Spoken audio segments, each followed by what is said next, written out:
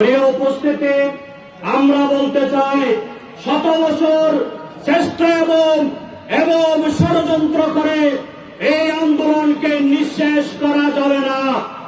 এই বৈষম্য বিরোধী ছাত্র আন্দোলনের মাধ্যমে এই স্বৈরাচারের পতন হয়েছে।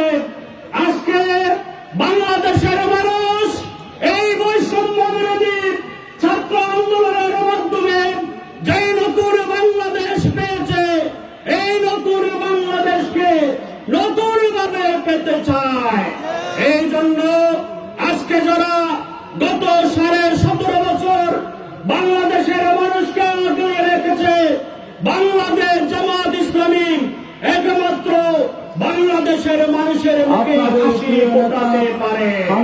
এই জন্য আমরা বলতে চাই, বৈষম্য বিরোধী ছাত্র আন্দোলনে আমরা পুলিশের এপিসি থেকে যে বাইকে টানে হেসে রাস্তায় ফেলে দেওয়া হয়েছে, আজকে তার মায়ের স্বপ্ন হলো, আজকে শহীদ আসহাবুল ইয়ামিনের মা বাবার স্বপ্ন হলো আমার ছেলের জীবন দিয়ে যে বাংলাদেশকে নতুন ভাবে স্বাধীন করেছে।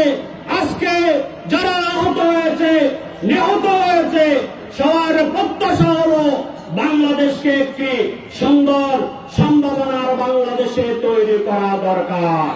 এই জন্য আমরা কত মন্ত্র এবং ক্ষমতার পালাবদল দেখেছি।